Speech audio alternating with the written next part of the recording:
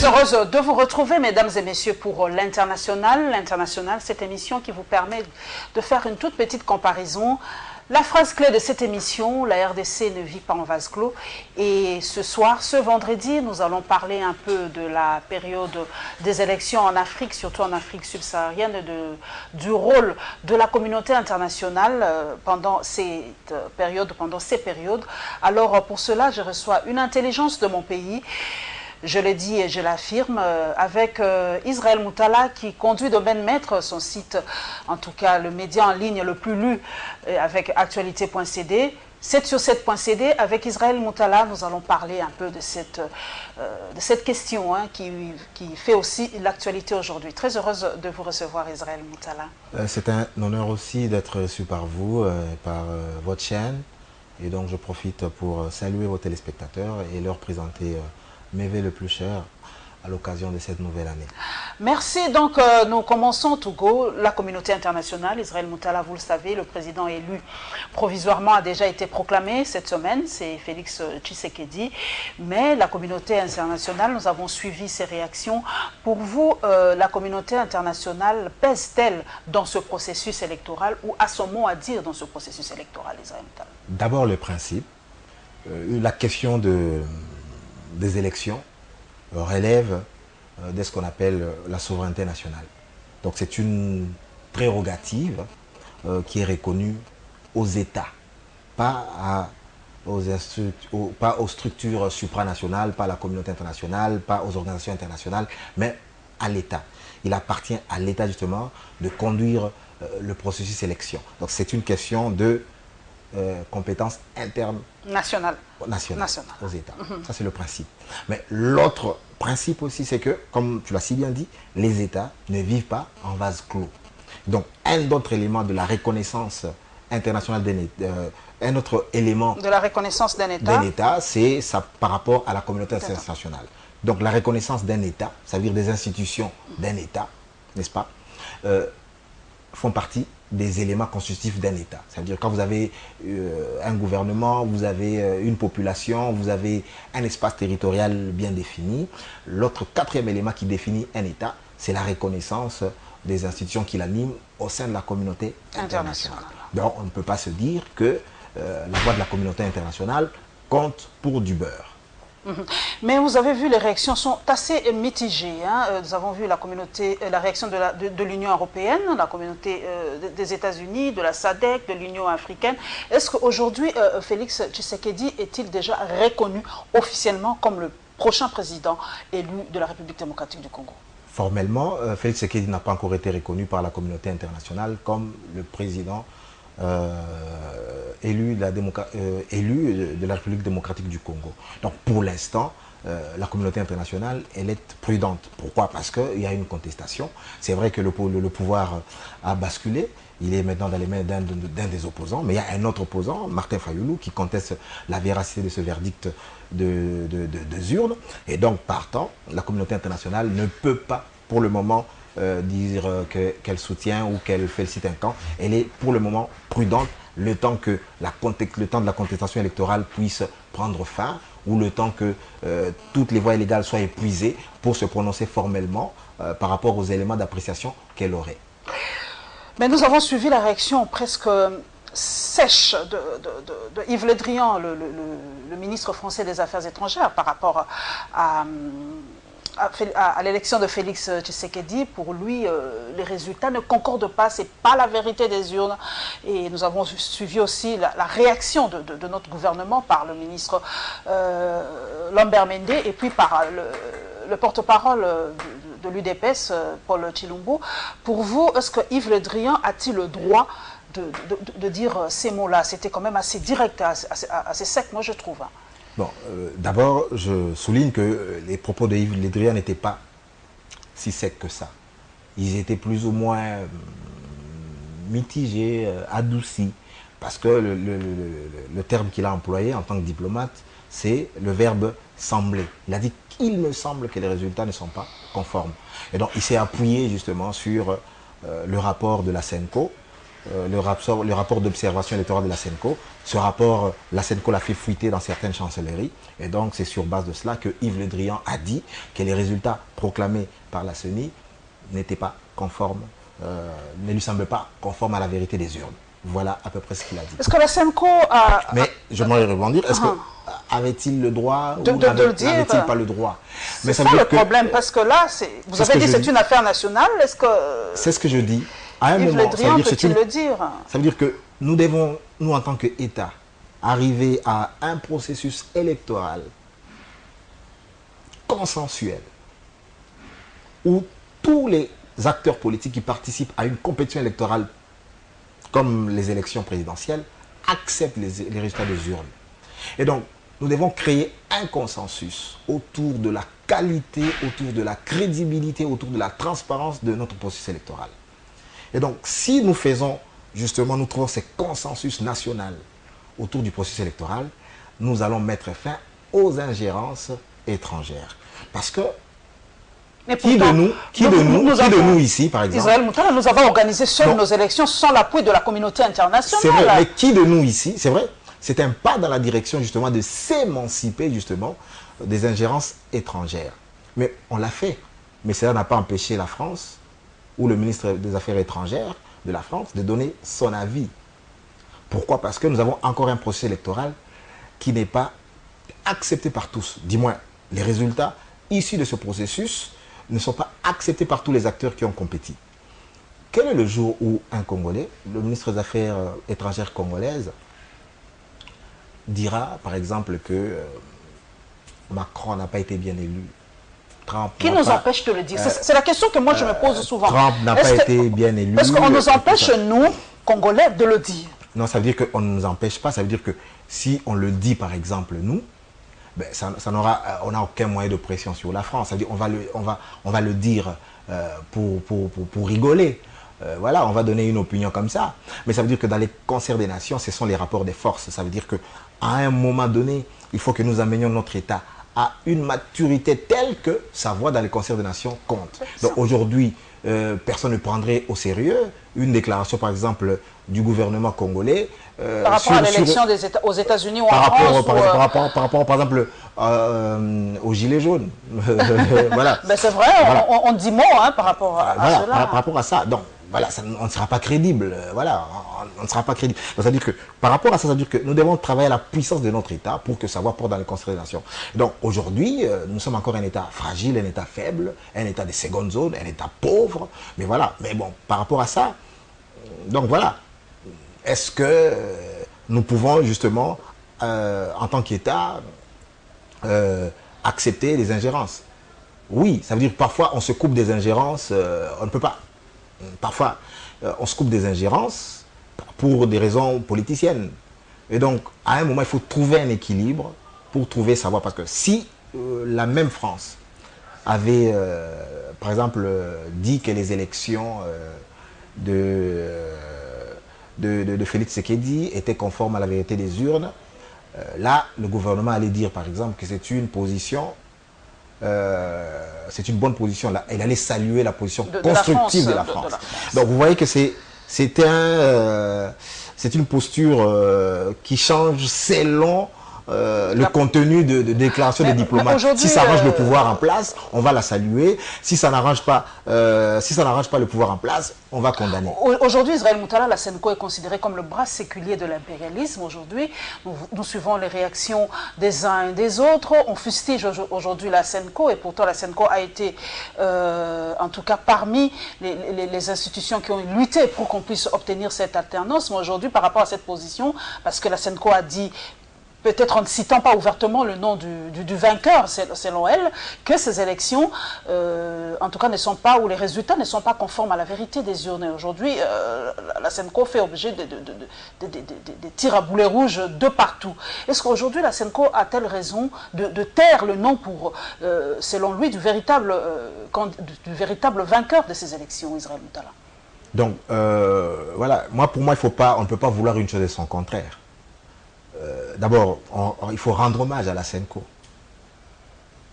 pour la consolidation de la démocratie dans notre pays.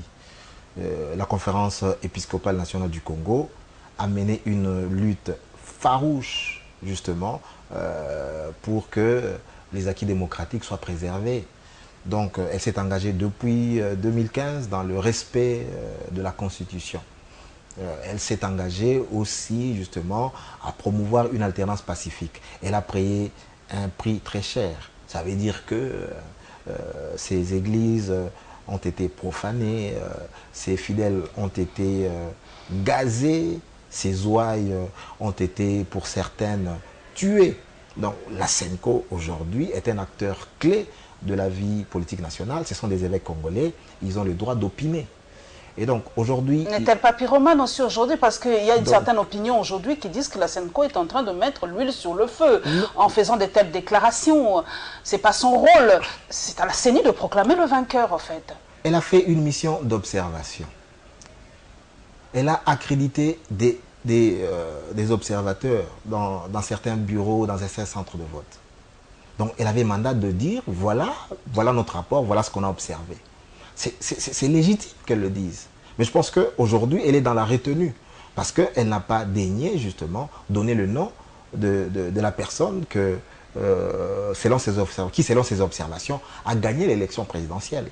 Donc, elle est dans la retenue. L'abbé Chollet n'a pas dit qui est le vainqueur selon les observations de la SENCO. Et donc, elle était dans son rôle parce qu'elle a une mission d'observation électorale. À quoi servirait une mission d'observation électorale si le rapport n'est pas divulgué? Mais elle est dans la retenue parce qu'elle a mesuré aussi qu'on a fait un chemin, on a fait du chemin dans la constitution démocratique. Aujourd'hui, c'est vrai, le chef de l'État actuel ne sera plus le président, il est parti.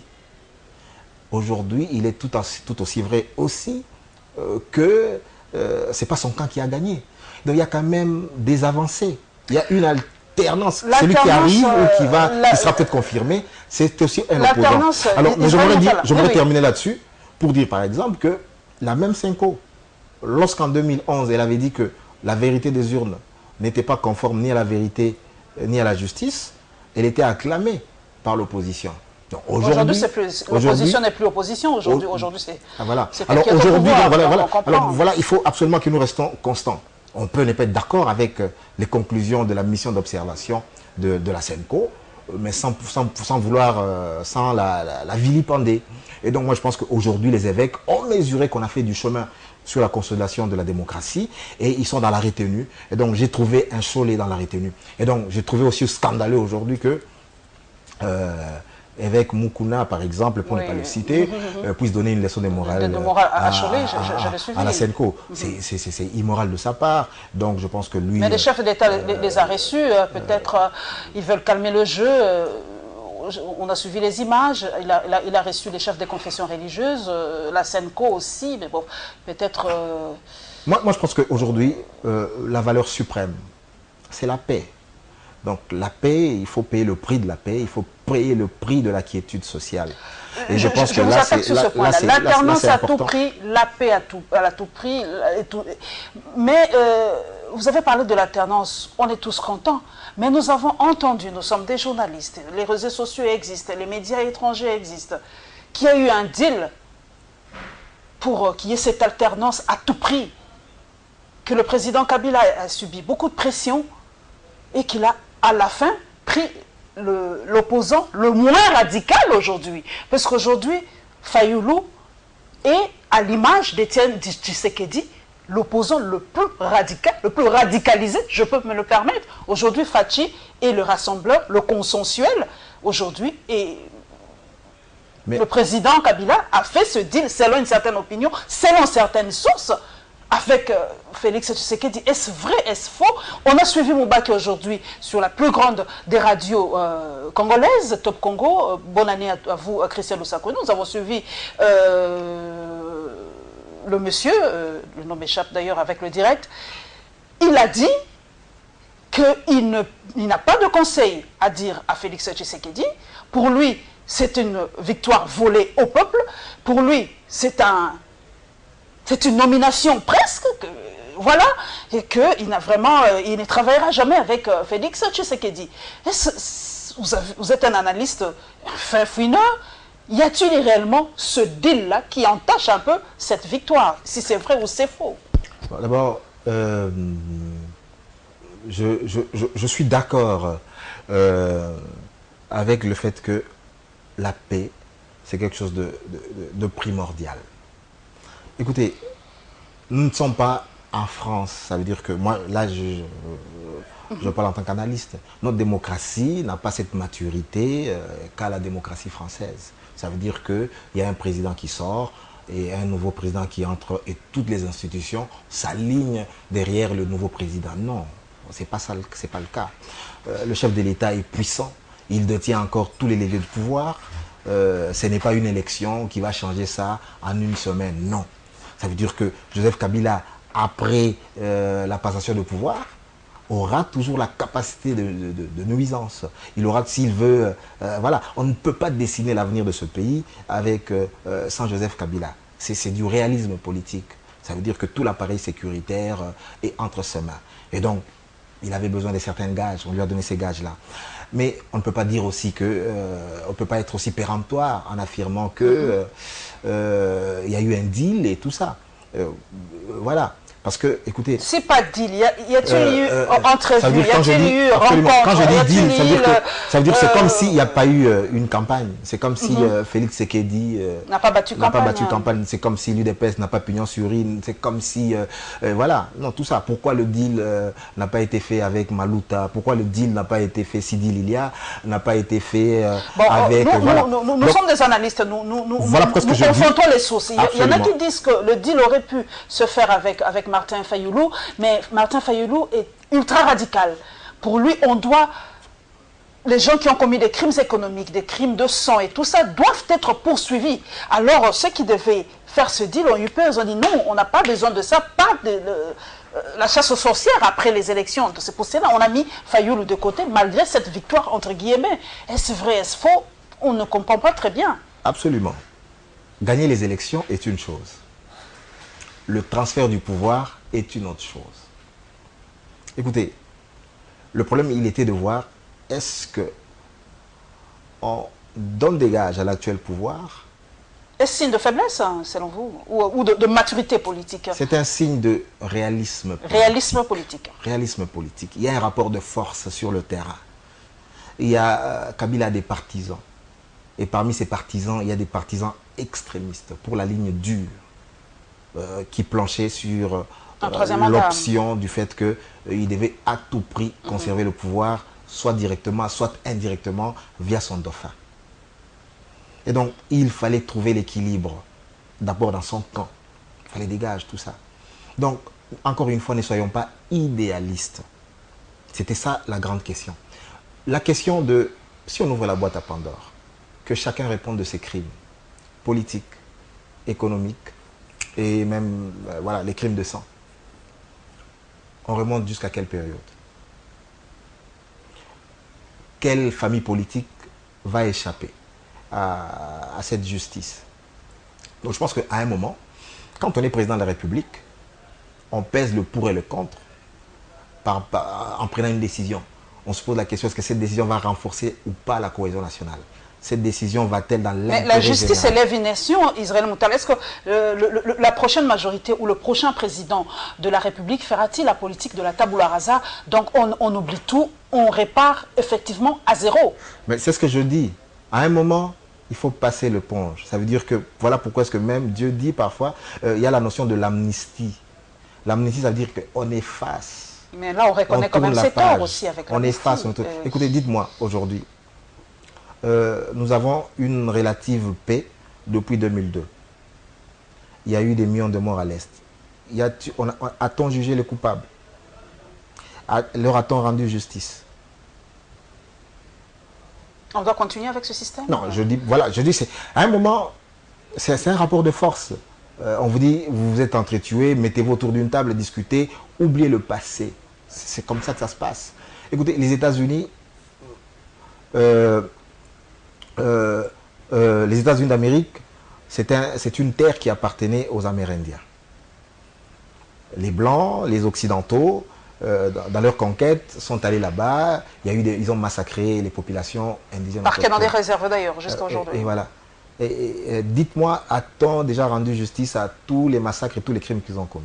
Même chez les Noirs, hein, même chez les Noirs, voilà, les Afro-Américains, en fait. Allons, parce que les gens, voilà, moi je suis épris de justice. Je sais que la paix est la conséquence de la justice. Mais à un moment, quand la paix se rompt à cause des injustices, on ne repart pas la paix en cherchant encore plus de justice. Parfois, l'oubli est quelque chose d'important. Parce que je peux vous donner les exemples, plusieurs exemples. Comme au Kenya, par exemple. Tous les crimes commis en RDC lors de la période... sous le 1+4 ou avant le 1+4 esclavagisme. Tous les crimes qu'on a commis, sous la colonisation ou avant la colonisation, ont-ils été vengés? Qui les vengera? Quand? Comment? Pour quelle fin? Donc, il faut se poser de questions.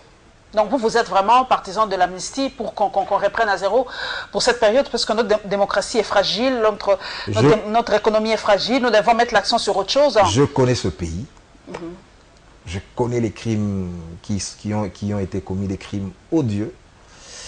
Et je sais que si on ouvre cette boîte à Pandore, tout le monde sera éclaboussé. Mais au Kenya, avec Raila Odinga et Kenyatta, comment eux ont-ils résolu cette crise post-électorale au Kenya? Il y a eu beaucoup de morts aussi au Kenya, parce que chez nous, selon les informations que j'ai lues sur cette CD aussi, il y a eu au moins 5 à 6 morts à Kikwit après ces élections, à Kisangani, il y a quelques échauffourées, quelques blessés. Au Katanga aussi, il y a eu quand même quelques échauffourées en République démocratique du Congo. Mais au Kenya, je me rappelle, il y a eu plus de 2000 morts après les élections. Alors comment ont-ils résolu cette crise, Israël Moutala? Justement, c'est parce que nous sommes des États, comme je le dis encore, fragiles. Il y a des réflexes tribaux, il y a des réflexes communautaires.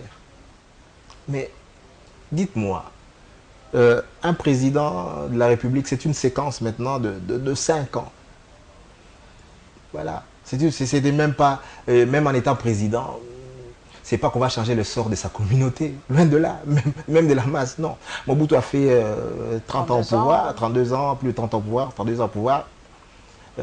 L'Équateur ne s'est pas développé. Ne s'est pas développé. Kabila a fait 17 ans, le Katanga n'est pas développé. Même, ou le Maniema, ou le... Absolument. Absolument. Donc, pensez que un président issu d'une communauté, comme par baguette magique... C'est la victoire de cette communauté, pas du tout. C'est une chimère. C'est une chimère, c'est une chimère. Les pouvoirs constitutionnels sont limités, les postes sont limités, l'influence est limitée. Nous sommes un État pauvre.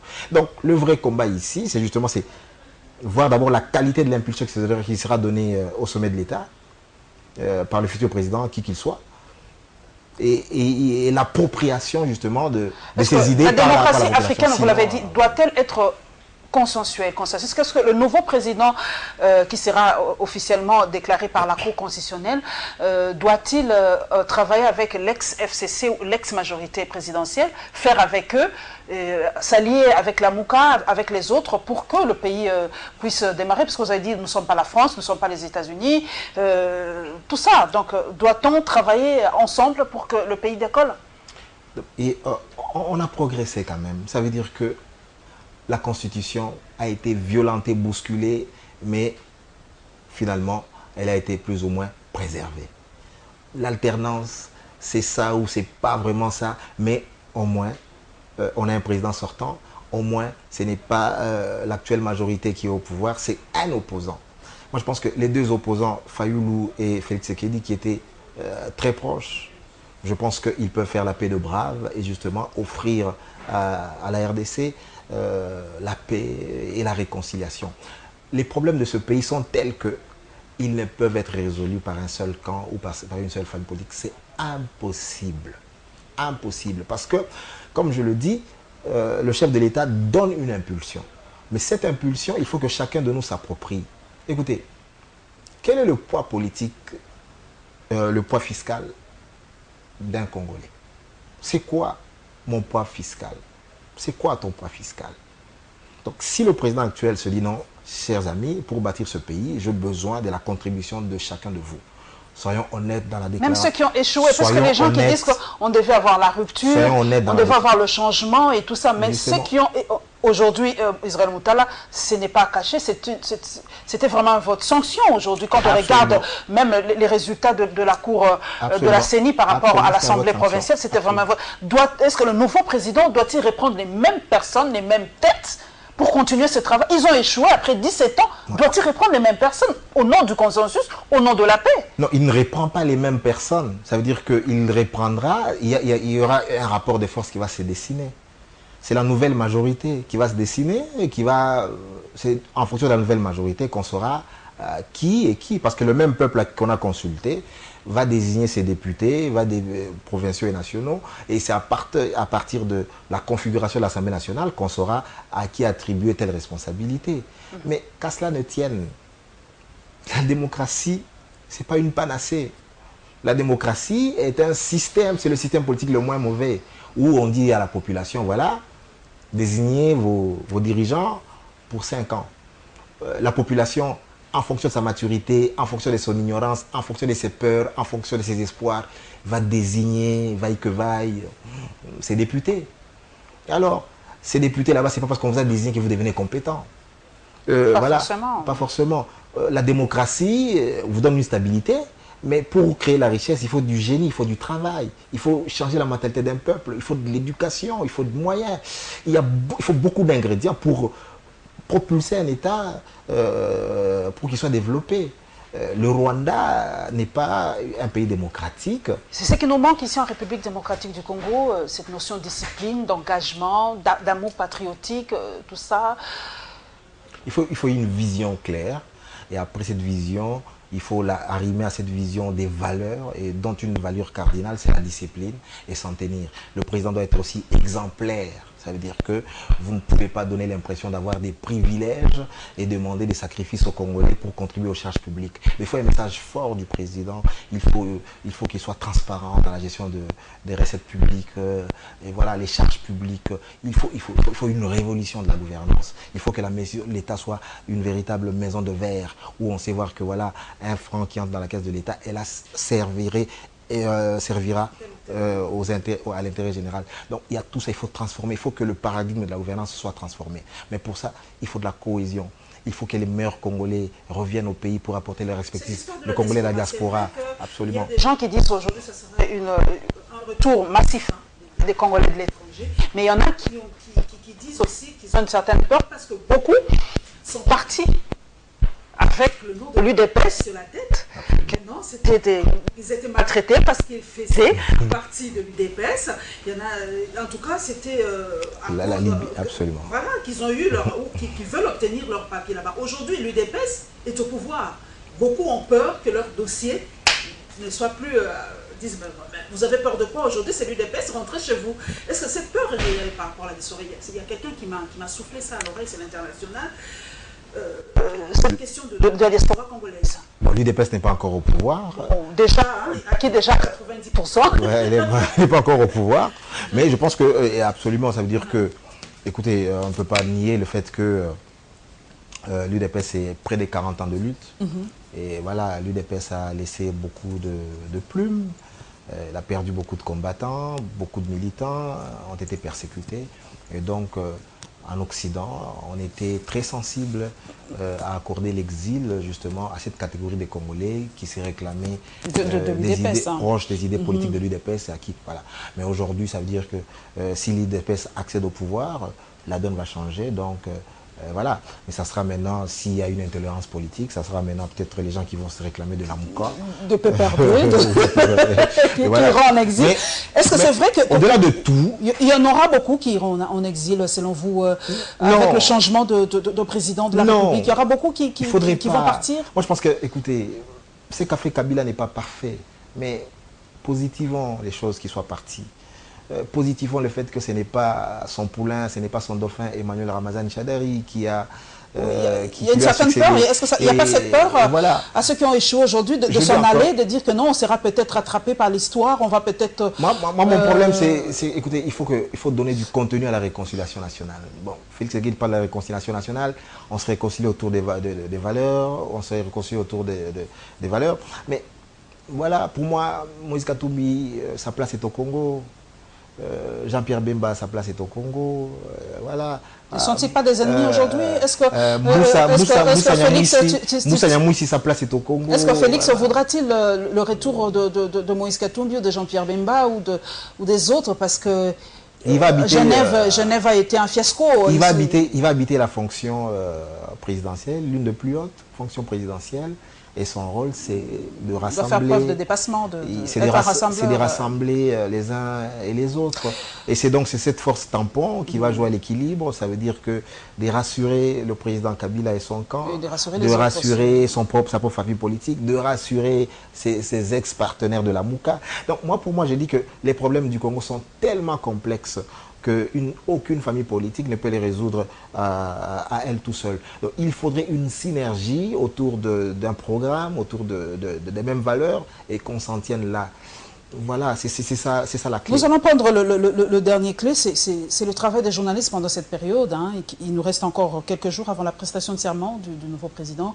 Il y a eu des clashs entre beaucoup de journalistes, et surtout, beaucoup nous ont reproché, surtout les Congolais de la diaspora nous ont reproché de ne pas très bien faire notre travail.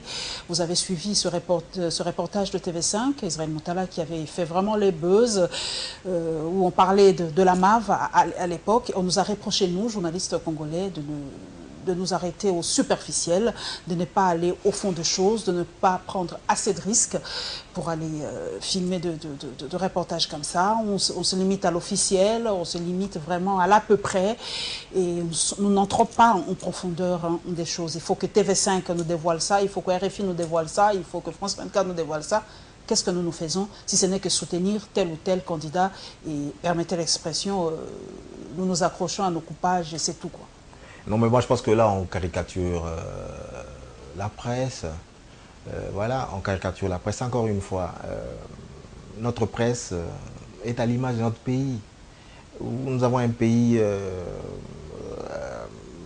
sans repère, un pays en difficulté, un pays où les fondamentaux ne sont pas réunis, et vous demandez aux gens de faire un travail comme si toutes les conditions de réaliser ce travail-là étaient réunies. Non, c'est ça le problème.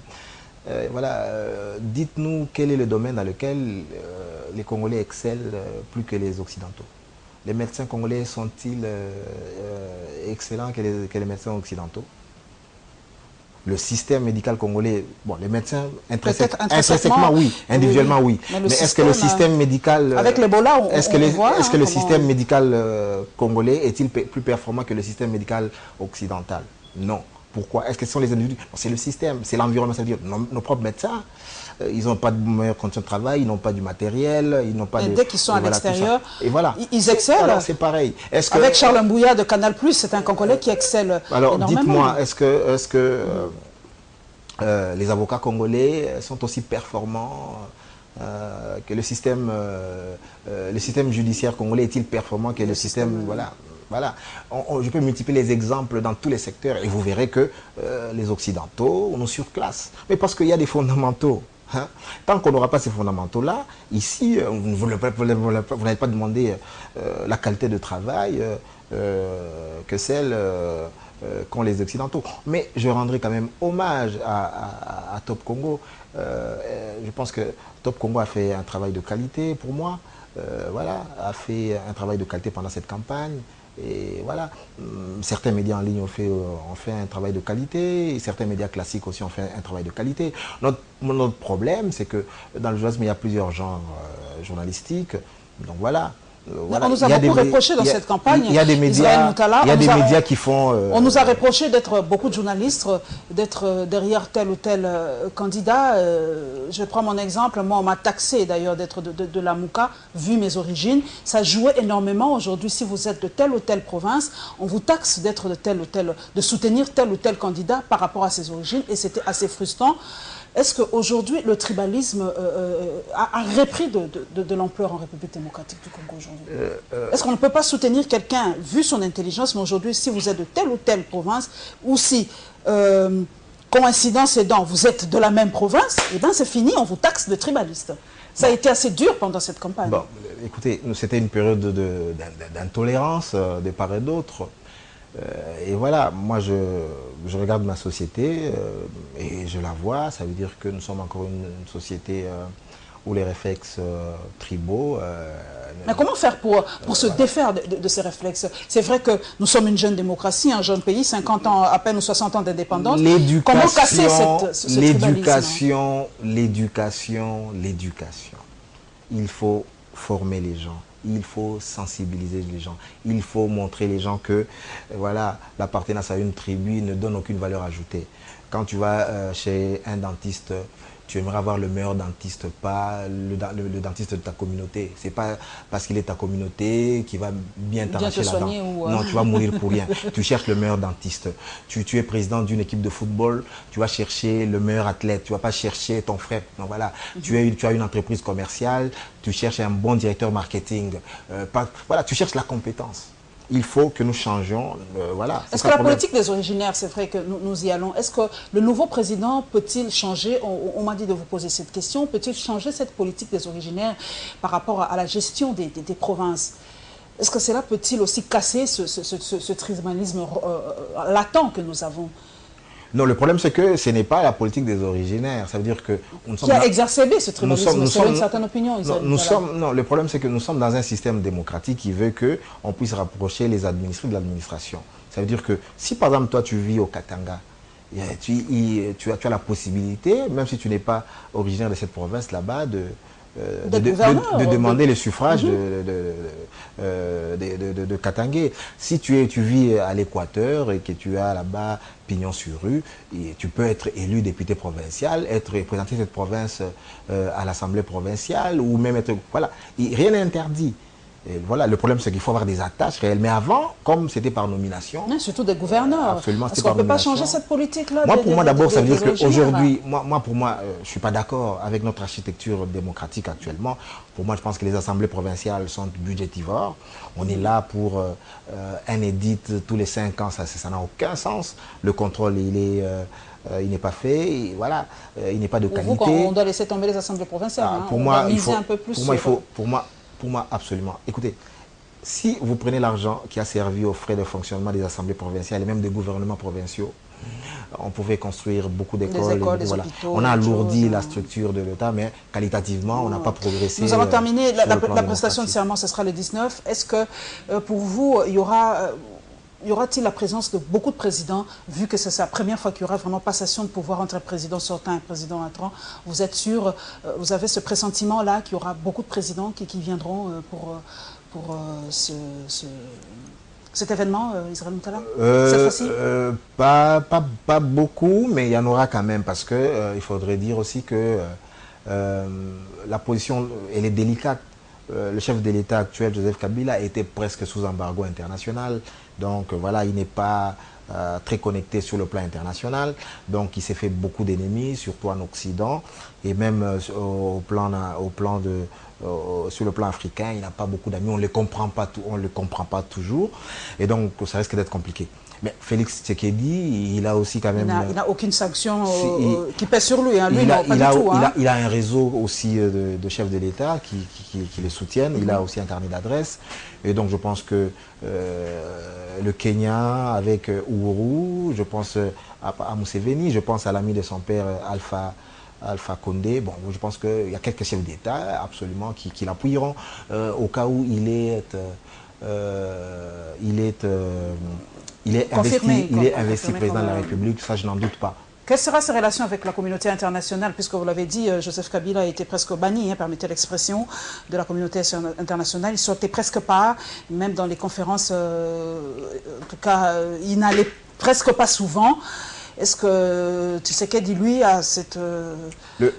comment il sera avec la communauté internationale? Déjà avec la France, il y a un petit couac, là, déjà ça commence. Oui, ça commence.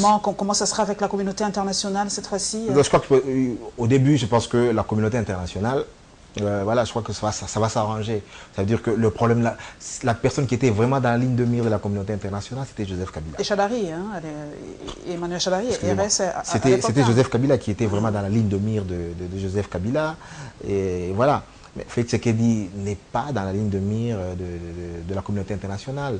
Ça veut dire que jusque-là, il n'a commis aucun crime, il est tout ça, voilà. Il est libre d'aller et de venir, et puis il sera investi, s'il est confirmé, de la puissance publique.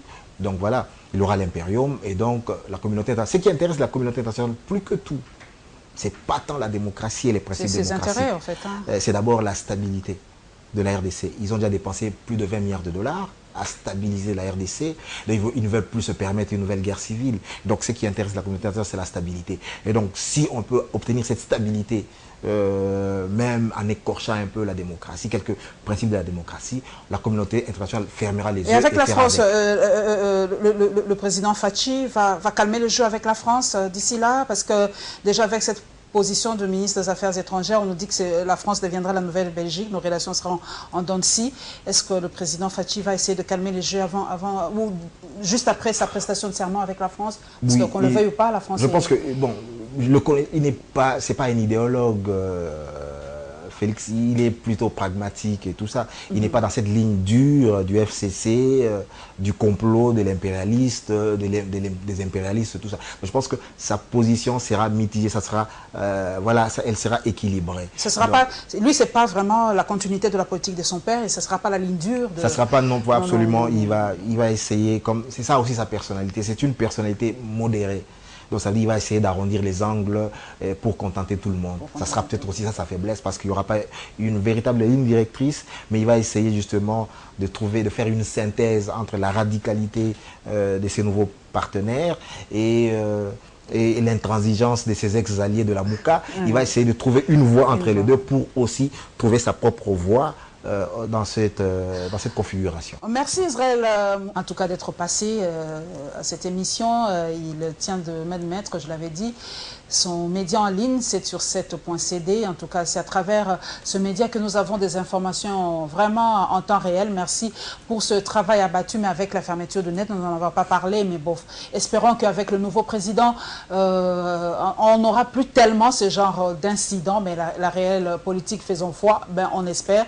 Nous profitons donc de l'occasion pour féliciter le nouveau président élu, provisoirement d'abord, mais nous le remercions et nous le félicitons, Félicitations donc à Félix Tshisekedi, élu président de la République démocratique du Congo, 5e président, et nous espérons que dans le nouveau contexte mondial, la RDC pèsera, parce que l'international est là, nous devons peser, nous devons retrouver notre place dans le concert des nations.